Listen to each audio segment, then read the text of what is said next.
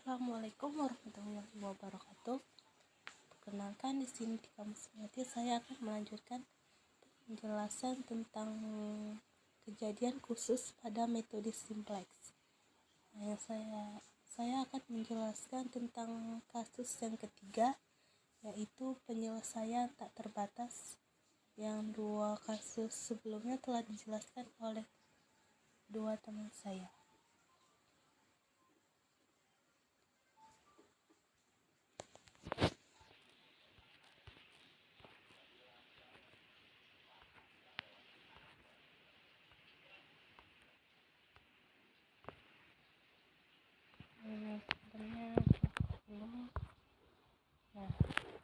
Penyelesaian tidak terbatas.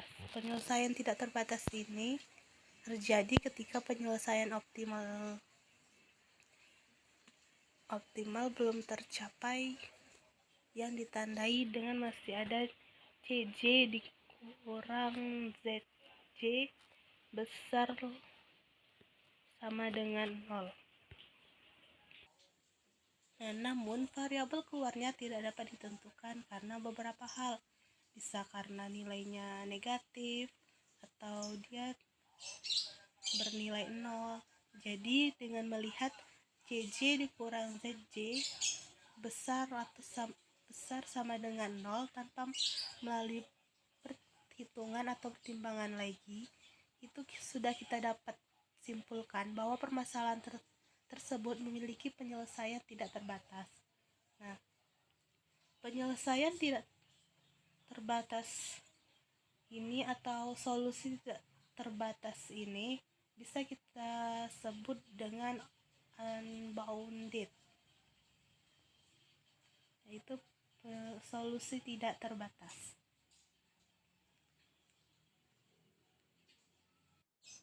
Nah, kita pindah ke contoh.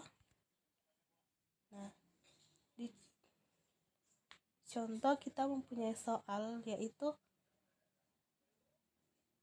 maksimalkan Z sama dengan 2x1 ditambah x2 dengan kendala x1 dikurang x2 kecil dari sama dengan 10, 2x1 kecil dari 40, x1 x2 besar sama dengan 0. Tentukan solusi optimalnya dengan metode simplex.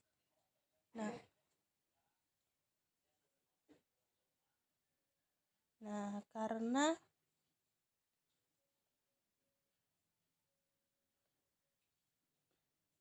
langkah pertamanya kita ubah dulu model program linear ke dalam bentuk baku dengan cara mengubah pertidaksamaan menjadi bersamaan dengan menambahkan variabel select.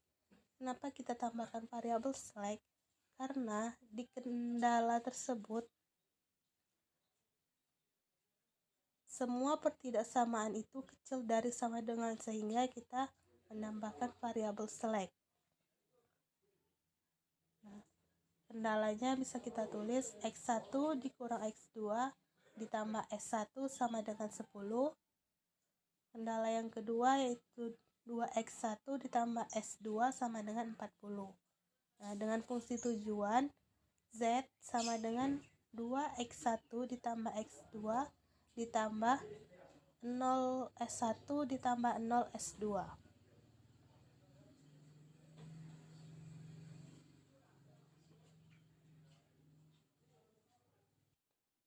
Setelah kita tulis kendala dan fungsi tujuan, kita lanjut ke langkah kedua, yaitu membuat tabel simplex awal.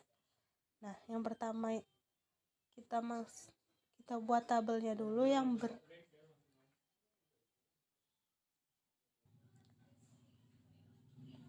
pada variabel pada tabel simplex awal ini terdapat variabel basic x1, x2, s1, s2, RHS. Nah, di sini kita bisa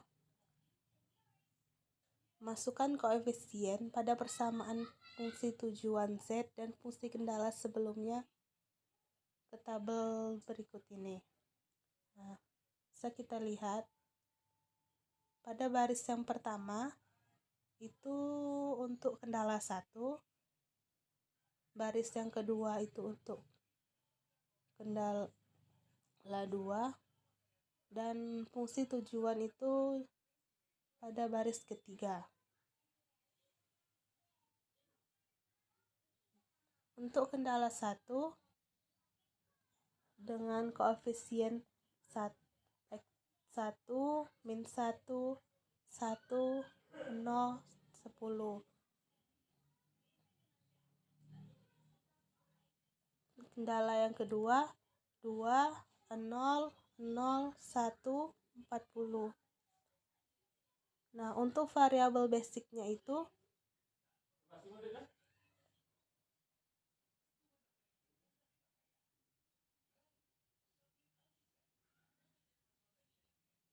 yang menjadi variabel basic dan menjadi identitasnya itu S1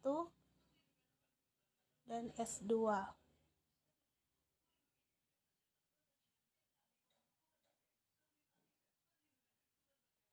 Yaitu ZJ ini fungsi tujuannya dengan koefisien 2, 1, 0, 0. Nah, setelah itu kita mencari CJ dengan cara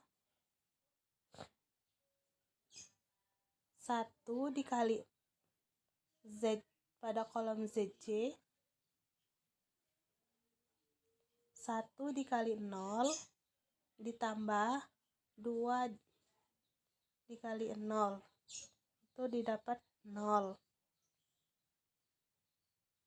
Kolom X2 nya min 1 dikali 0 ditambah 0 dikali 0, kita dapat 0, dan seterusnya hasilnya pun 0.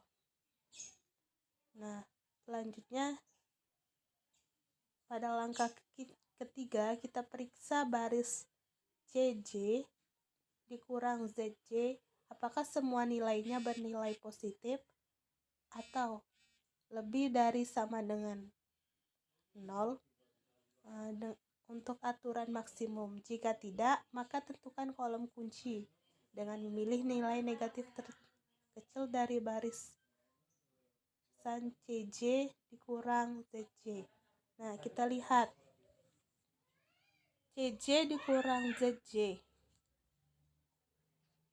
CJ-nya 0 dikurang 2 yaitu min 2. 0 dikurang 1 min 1, 0 dikurang 0, 0, 0 dikurang 0, 0. 0 dikurang 0 berarti 0 juga. Nah, sehingga di sini kita dapatkan kolom kuncinya. Kolom kuncinya berarti dengan memilih nilai negatif terkecil pada barisan CJ dikurang ZJ. Nah, berarti min 2 menjadi nilai negatif terkecil, sehingga kolom tersebut menjadi kolom kuncinya, yaitu 1, 2. Setelah itu kita lanjut ke slide berikutnya. Untuk langkah ketiga dan untuk langkah yang keempat,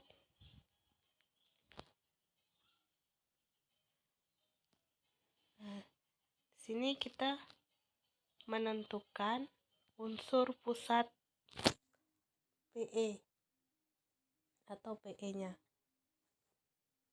Itu pertama kita cari kolom kuncinya. Nah, yang sudah terlihat tadi yang belum optimal itu nilai negatif paling kecil, yaitu min 2. Jadi kolom tersebut kita nyatakan sebagai kolom kunci. Nah, kolom kunci itu berada pada kolom X1. Kolom X1 itu kita beri tanda warna kuning, seperti pada tabel angka kelima. Nah, setelah itu kita cari baris kuncinya. Untuk menentukan baris kunci, kita harus membagi nilai RHS tersebut dengan nilai pada kolom kunci dengan perhitungan 10 dibagi 1 sama dengan 10. 40 dibagi 2 sama dengan 20. Nah, kemudian kita pilih nilai positif terkecil untuk atau PE besar dari 0 karena nilainya sama, maka kita pilih salah satu. Terpilihlah 2 di baris S1 sehingga S1 disebut sebagai variabel keluar. Nah, baris kunci itu kita tandai dengan warna biru pada S1 garis ini.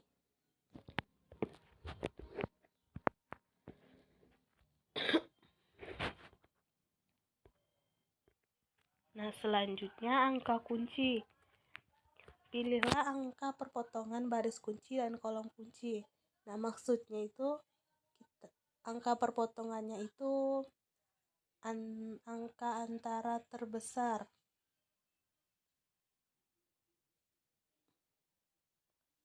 Positifnya. Nah, di sini angka 2 paling besar sehingga perpotongannya itu terdapat pada angka 1. Terpilihlah maka nilai 1. Maaf, di sini ada salah tulis. Tetapi terpilihlah nilai 1. Kita ke slide berikutnya. Nah, semua nilai pada baris S1 itu dibagi dengan angka kunci. Dan variabel basisnya S1 diubah menjadi X1.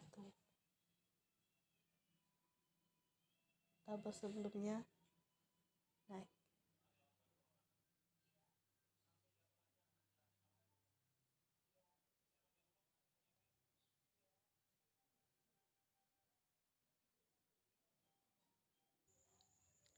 Nah, pada tabel sebelumnya semua nilai kita lihat tabel sebelumnya.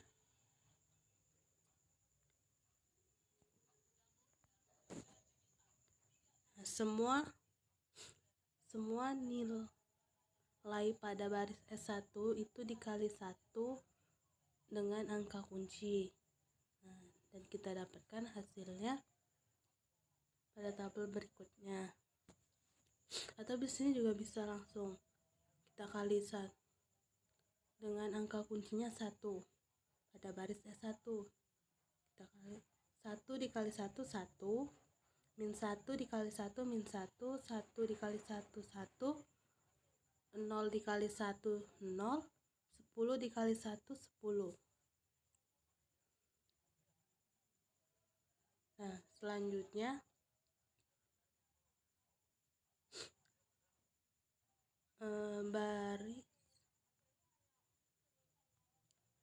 variabel basicnya itu variabel basic S1 diubah menjadi X1.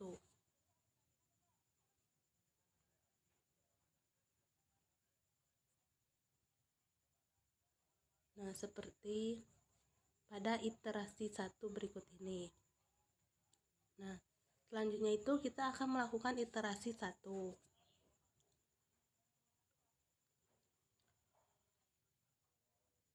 Kita akan membuat iterasi yang pertama.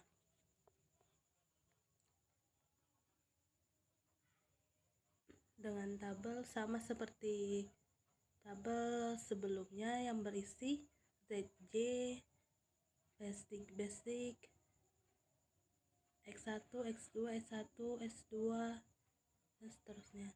Yang masuk dalam variabel basic itu X1 dengan S2. X1 nya kita masukkan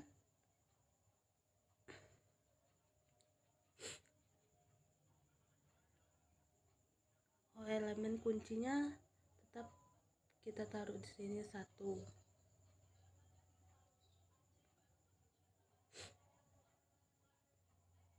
Jadi 1, min 1, 1, 0, 10.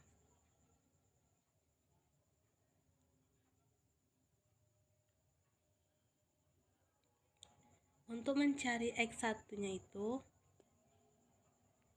kita bisa mengalihkan S1 baris S1 tadi dengan angka kuncinya yang didapat 1, min 1, 1, 0, 10, min 10. Itu S1 nya itu tetap, tinggal kita copy saja, atau sama saja kita kali dengan S1.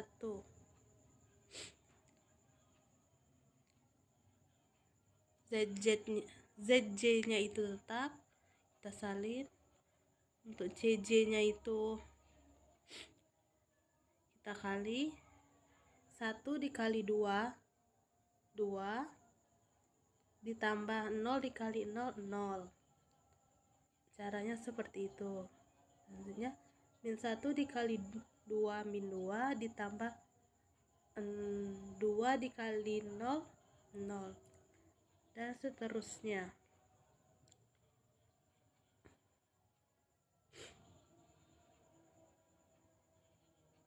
Selanjutnya kita periksa lagi CJ dikurang ZJ.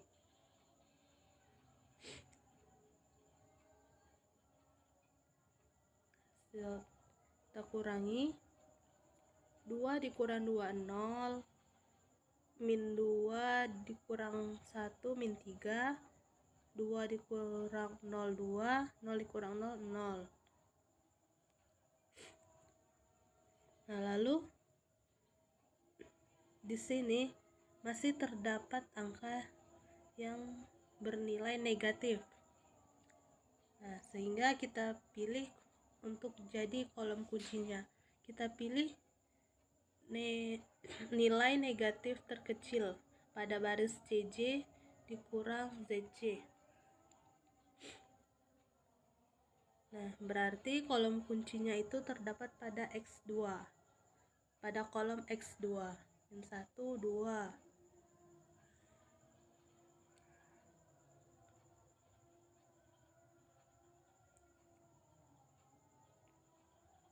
Dan nilai negatif terkecilnya itu min 3, sehingga kolom kuncinya itu terdapat pada baris X2. Nah, selanjutnya kita cari indeksnya yang kita bagi. RHS-nya kita bagi dengan kolom kunci. 10 dibagi min 1, min 10. 20 dibagi 2, 10. Nah, karena dia minus,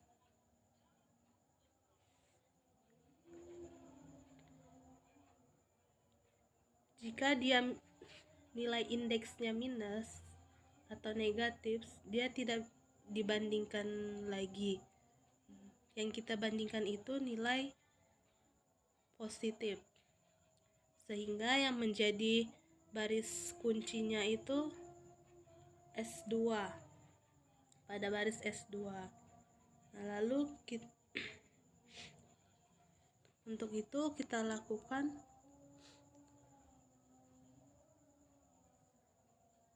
kita buka slide selanjutnya.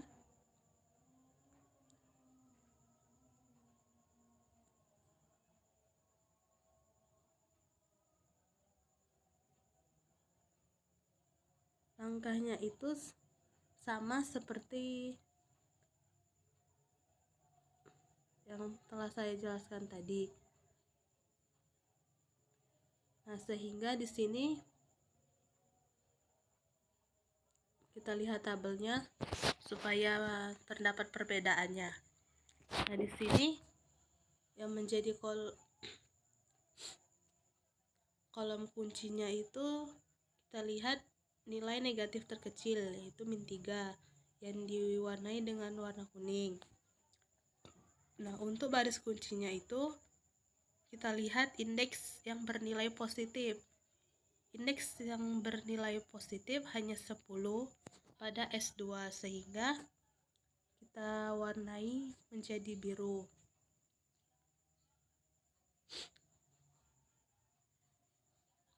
Kolom kunci ini kita sebut dengan variabel masuk, dan untuk baris kuncinya itu kita sebut menjadi variabel keluar. Nah, untuk angka kuncinya itu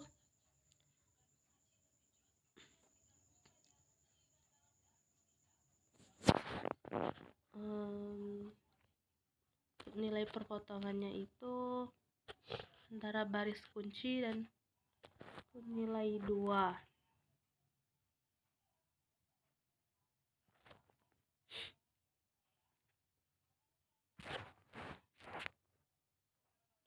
Nah, karena di sini masih terdapat nilai indeks yang positif, maka kita akan melanjutkan iterasi yang kedua.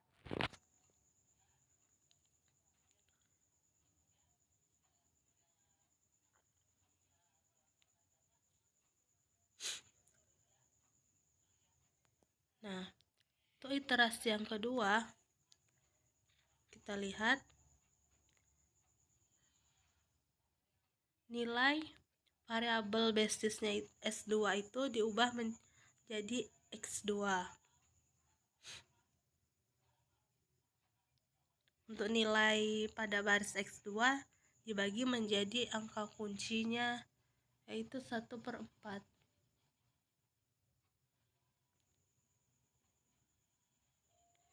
Nah, untuk iterasi yang kedua itu terdapat sama saja. Yang menjadi variabel basisnya itu X1 dan X2. Nah, untuk koefisien pada X2-nya atau pada S1 kita kali dengan setengah. Kita kali dengan angka kuncinya, yaitu 2. Yang pertama 1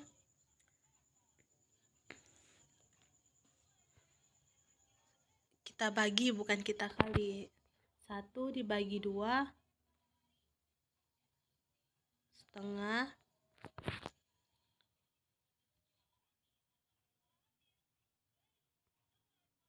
yang atas tetap.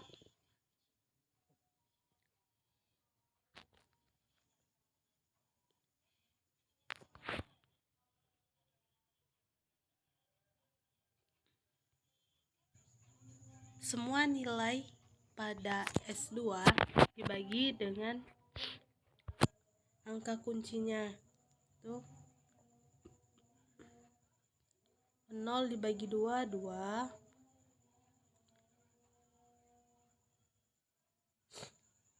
2 dibagi 2, 1. 2 dibagi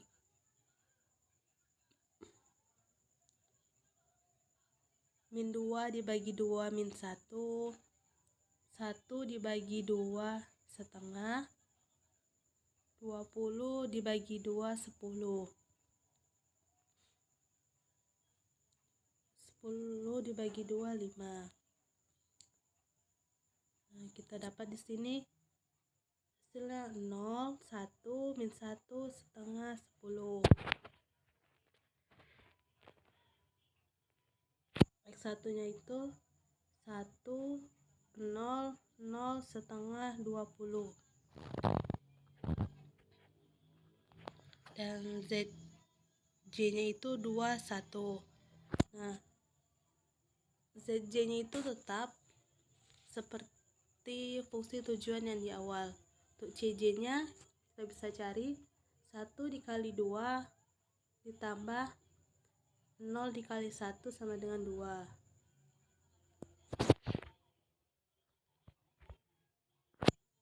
Selanjutnya 0 dikali 2 ditambah 1 dikali 1, 1. 0 dikali 2 ditambah min 1 dikali 1 sama dengan min 1.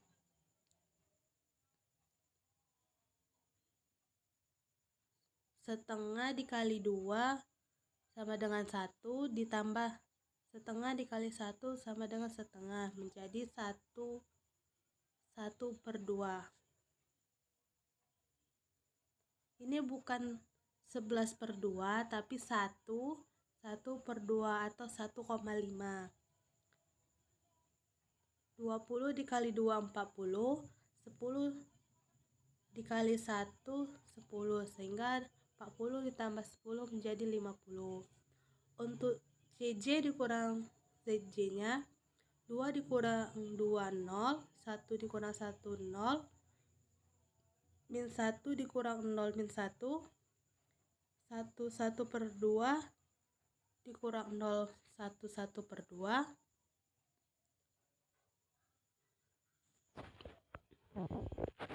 dan 50 dikurang 50. Nah, langkah ke-9 itu kita periksa lagi untuk CJ dikurang ZJ-nya itu apakah sudah optimal atau belum. Nah, apakah semua nilai bernilai positif atau lebih dari sama dengan 0 untuk aturan maksimumnya. Nah, kita lihat di sini masih ada nilai yang negatif. Sehingga untuk mencari RH indeksnya, RHS per KK atau RHS dibagi kolom kunci itu sudah tidak bisa karena indeksnya akan mendapatkan nilai negatif pula. Atau jika ditulis di sini 20 yang menjadi